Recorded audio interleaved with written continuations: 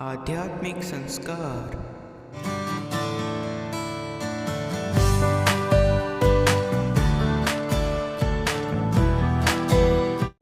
About Almighty Krishna's Bani. Who is watching everyone? आध्यात्मिक संस्कार, आध्यात्म के ओर कदम। गीता ज्ञान, श्रीमद् भगवद गीता का 6वां अध्याय। यह दुखों का नाश करने वाला योग तो यथायोग्य आहार और विहार करने वालों का तथा कर्म में यथायोग्य चेष्टा करने वालों का और यथायोग्य शयन करने तथा जागने वालों का ही सिद्ध होता है। इस प्रकार योग के अभ्यास से अंत्यतः वश में किया हुआ चित्त जिस काल में परमात्मा में ही भली प्रकार स्थित हो जाता है, उस काल में संपूर्ण कामनाओं में स्पृहा रहित हुआ पुरुष योग युक्त ऐसा कहा जाता है। जिस प्रकार वायु रहित स्थान में स्थित दीपक चलायमान नहीं होता है, वैसे ही उपमा परमात्मा के ध्यान में लगे हुए योगी के जीते हुए चित्त की कही गई है। हे अर्जुन, जिस अवस्था में योग के अभ्यास से निरुद्ध हुआ चित्त उपराम हो जाता है और जिस अवस्था में परमेश्वर के ध्यान से शुद्ध हुई सूक्ष्म बुद्धि द्वारा परमात्मा को साक्षात करता हुआ सच्चिदानंदन परमात्मा में ही संतुष्ट होता है तथा इंद्रियों से अतीत केवल शुद्ध हुई सूक्ष्म बुद्धि द्वारा ग्रहण करने योग्य जो अनंत आनंद है, उसको जिस अवस्था में अनुभव करता है और जिस अवस्था में स्थित हुआ यह योगी भगवत स्वरूप से नहीं चलायमान होता है और परमेश्वर की प्राप्ति रूप जिस लाभ को प्राप्त होकर उससे अधिक दूसरा कुछ भी लाभ नहीं मानता है और भगवत प्राप्ति रूप जिस अवस्था में स्थित हुआ योगी बड़े भारी दुखों से भी चलायमान नहीं होता है। जो दुख रूप संसार के संयोग से रहित है तथा जिसका नाम योग है, उसको जानना चाहिए। वह योग न उगताए हुए चित्त से अर्थात तत्पर हुए चित्त से निश्चय पूर्वक करना कर्तव्य है। इसलिए मनुष्य को चाहिए कि संकल्प से उत्पन्न होने वाली संपूर्ण कामनाओं को निश्चयता से अर्थात वासना और आसक्ति सहित त्याग कर और मन के द्वारा इंद्रियों के समुदाय को सब ओर से ही अच्छी प्रकार बस में करके क्रम क्रम से अभ्यास करता हुआ उपरामता को प्राप्त होवे तथा धैर्य युक्त बुद्धि द्वारा मन को परमात्मा में स्थित करके परमात्मा के सिवा और कुछ भी चिंतन ना करे। परंतु जिसका मन बस में नहीं हुआ हो, उसको चाहिए कि यह स्थिर न रहने वाला और चंचल मन जिस जिस कारण से सांसारिक पदार्थों में विचलता है, उससे रोककर बारंबार परमात्मा में ही निरोध करे। क्योंकि जिसका मन अच्छी प्रकार शांत है और जो पाप से रहित है और जिसको रजोगुण शांत हो गया है, ऐसे इस सच्चिदानंदन ब्रह्मा के साथ एक ही भाव हुए योगी को अति उत्तम आनंद प्राप्त होता है। यह पाप रहित योगी इस प्रकार निरंतर आत्मा को परमात्मा में लगाता हुआ सुखपूर्वक परम ब्रह्म परमात्मा की प्राप्ति रूप अनंत आनंद को अनुभव करता है। हे अर्जुन, सर्वव्यापी अनंत चेतन में एक ही भाव से स्थिति रूप योग से युक्त हुए आत्मा वाला तथा सब में समभाव से देखने वाला योगी आत्मा को संपूर्ण भूतों में बर्फ में जल के सदृश व्यापक देखता है और संपूर्ण भूतों को आत्मा में देखता है। अर्थात जैसे स्वप्न से जगा हुआ पुरुष स्वप्न के संसार को अपने अंतर्गत संकल्प के आधार देखता है, वैसे ही वह पुरुष संपूर्ण भूतों को अपने सर्वव्यापी अनंत चेतन आत्मा के अंतर्गत संकल्प के आधार देखता है। जो पुरुष संपूर्ण भूतों में सबके आत्मा रूप मुझ वासुदेव को ही व्यापक देखता है और संपूर्ण भूतों को मुझ वासुदेव के अंतर्गत देखता है, उसके लिए मैं अदृश्य नहीं होता हूँ और वह मेरे लिए अदृश्य नहीं होता है, क्योंकि वह मेरे में एक ही भाव से स्थित है।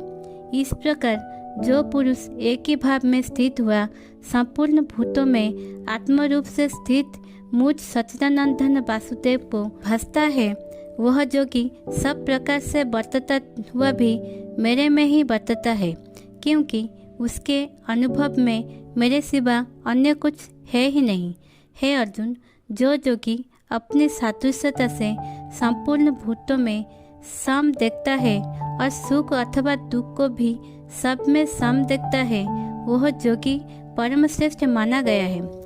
इस प्रकार भगवान के वाक्यों को सुनकर अर्जुन बोले, हे मधुसूदन, जो यह ध्यान योग अपने समत्व भाव से कहा है, इसकी मैं मन के चंचल होने से बहुत काल तक ठहरने वाली स्थिति को नहीं देखता हूँ, क्योंकि हे कृष्ण, यह मन बड़ा चंचल और प्रमथन स्वभाव वाला है तथा बड़ा दृढ़ और बलवान है। इसलिए इसका वश में करना मैं वायु की भांति अति दुष्कर मानता हूँ। इस प्रकार अर्जुन के पूछने पर श्री कृष्ण भगवान बोले, हे महाबाहो, निसंदेह मन चंचल और कठिनता से वश में होने वाला है, परंतु हे कुंतीपुत्र अर्जुन, अभ्यास अर्थात स्थिति के लिए बारंबार यत्न करने से और वैराग्य से वश में होता है। इसलिए इसको अवश्य वश में करना चाहिए, क्योंकि मन को वश में ना करने वाले पुरुष द्वारा जो दुष्प्राप्य है अर्थात प्राप्त होना कठिन है, और स्वाधीन मन वाले प्रयत्नशील पुरुष द्वारा साधन करने से प्राप्त होना सहज है। यह मेरा मत है।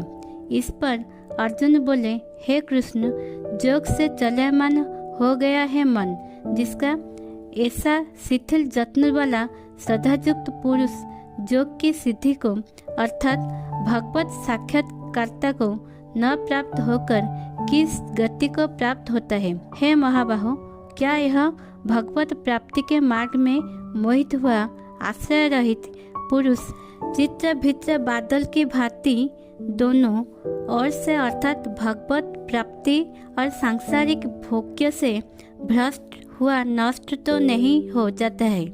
हे कृष्ण, मेरे इस संशय को संपूर्णता से छेदन करने के लिए आप ही योग्य हैं, क्योंकि आपके सिवा दूसरा इस संशय का छेदन करने वाला मिलना संभव नहीं है।